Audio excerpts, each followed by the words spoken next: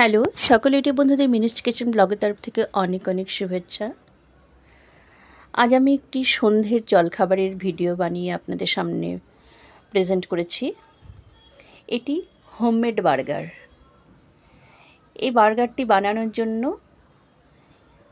সবই ঘরোয়া উপকরণ, শুধু ব্রেড যদি না থাকে শুধু ব্রেডটা কিনতে হবে। আর সব কিছুই যেসব আমি এখানে ব্যবহার করেছি সব কিছুই ঘরোয়া, সকলের কাছে পাওয়া যায়, এটা সকলের বাড়িতেই থাকে। এটা বানানোর জন্য নিয়েছি আমি পাউরুটি, শসা, টমেটো, মেয়োনিজ সস আর টমেটো সস। এগুলো সকলের বাড়িতেই থাকে, সেই জন্য আমাদের আলাদা করে কিছুই কিনতে হবে না। সকলের বাড়িতে ব্রেডও থাকে, আর যদি ব্রেড না থাকে ব্রেডটা তো সহজলভ্য, সব দোকানেই পাওয়া যায়। এবার আমি এটা কিভাবে বানাবো সেইটি আপনাদের দেখাচ্ছি। এগুলো আমি আগে ধুয়ে নিয়েছি। শসাটা ওপর থেকে পরিষ্কার করে নেব, অবশ্যই ধুয়ে নেব। শসাটা আমি একদম পরিষ্কার করে চোচাগুলো ছিলে নিচ্ছি। আর টমেটো তো কিছু করতে হবে না আমাদের, আমার শসাটা মোটামুটি ছেলা হয়ে গেছে। শসাটা যত ভালো হবে, যত ফ্রেশ হবে তত টেস্ট হবে বার্গারটা। আর আপনারা চাইলে এর বার্গারের মধ্যে বাঁধাকপি যে আছে, বাঁধাকপির ভেতরের পার্টগুলো দিলে ভীষণ টেস্ট হয়।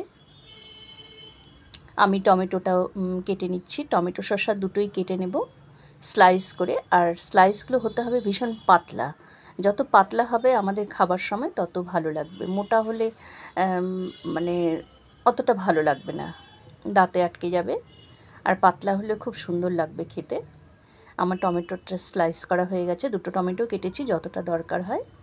এবার সেই পরিমাপে এবার আমি শসাটাও স্লাইস করছি। এই যে দেখুন, একদম পাতলা পাতলা করে নিচ্ছি। যত পাতলা হবে তত আমাদের খাবার সময় ভীষণ ভালো লাগবে, মোটা হলে অতটা ভালো লাগবে না।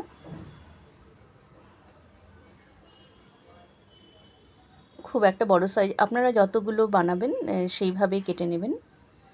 আমার এতগুলো লাগবে কি না ঠিক নেই, এখনও বলতে পারছি না। আমার দেখি কতটি লাগে, আর না লাগলে তো কোনো ব্যাপার নাই, এটা স্যালাড হিসেবেও আমরা খেতে পারবো। এবার আমার ওই সব টমেটো শসা স্লাইস করা হয়ে গেছে। এবার আমি আসল ডেকোরেশনে আসব। কিছুই নয়, এটা বানানো ভীষণ সহজ, কোনো গ্যাসের দরকার নেই, কোনো রান্নাবাড়ির দরকার নেই। খুব তাড়াতাড়ি এটা একটা খুব স্টাইলিশও আবার হেলদি একটা আমাদের সন্ধ্যের জলখাবার। এটা সাধারণত সন্ধ্যেবেলাতেই ভালো লাগে। আপনারা এইভাবে বাড়িতে বানিয়ে দেখুন, ভীষণ টেস্ট হয়। বাচ্চাদের জন্য তো ভীষণ ভালো, বাচ্চারা খেতেও ভালো, খাবেও খুব টেস্ট করে। কারণ বাচ্চাদের তো বার্গার, পিৎজা ওসব তো ভালোই লাগে। আর এরকম ঘরোয়া একটা বানিয়ে দেখুন আপনারা, সকলেরই ভালো লাগে এটা।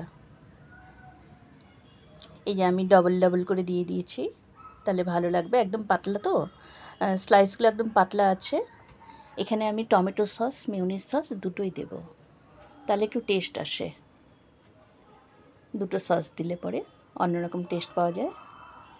টমেটো সসটা একটু কম দেব, কারণ এখানে টমেটো স্লাইসগুলো আছে তো। মেয়োনিজ সস আর টমেটো সসের তো একদম টেস্ট আলাদা। মেয়োনিজ সসটা একটু নোনতা নোনতা হয়, টমেটো সসটা একটু টক টক হয়। এই যে আমার একটা রেডি হয়ে গেল। এবার আমি পরেরটায় আসব। দেখুন কত তাড়াতাড়ি বানানো হয়ে যাচ্ছে। আমি এখানে শুধু দুটো বানিয়েছি, একজনের জন্য বানিয়েছি।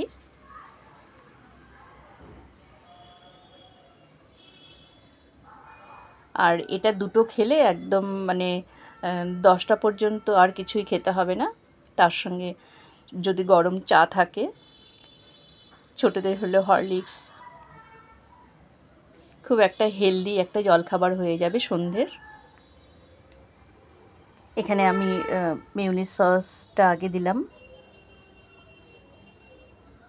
আরও আমার কতগুলো স্লাইস মানে স্লাইস টমেটো আর শসা স্লাইস বেঁচে গেছে, সেসব আমরা স্যালাড হিসেবে খাবো। আপনারা চাইলে এর মধ্যে কিন্তু পেঁয়াজও দিতে পারেন, আমি দিলাম না পেঁয়াজ। পেঁয়াজ দিলে ওটার একটা আলাদা টেস্ট চলে আসে, আমি কিন্তু পেঁয়াজ দিইনি। আমার এইভাবেই ভালো লাগে, এটা বরাবরই আমরা খাই। আপনারা এইভাবে বানিয়ে দেখুন, ভীষণ ভালো লাগবে। এই যে আমি ডেকোরেশনের আগে একটু এইভাবে আপনাদেরকে একটু দেখিয়ে দিলাম। দেখুন কত সুন্দর লাগছে দেখতে। আর এর মধ্যে যদি বাঁধাকপির ওই ভেতরে পার্টগুলো দেওয়া হয়, একদম প্রপার একদম দোকানের বার্গারের মতো হয়ে যাবে, দেখতেও সুন্দর লাগবে, খেতেও। এর মধ্যে চিজও গ্রেট করে দেওয়া যাবে। এটা আমার ঘরোয়া বার্গার, হোমমেড বার্গার।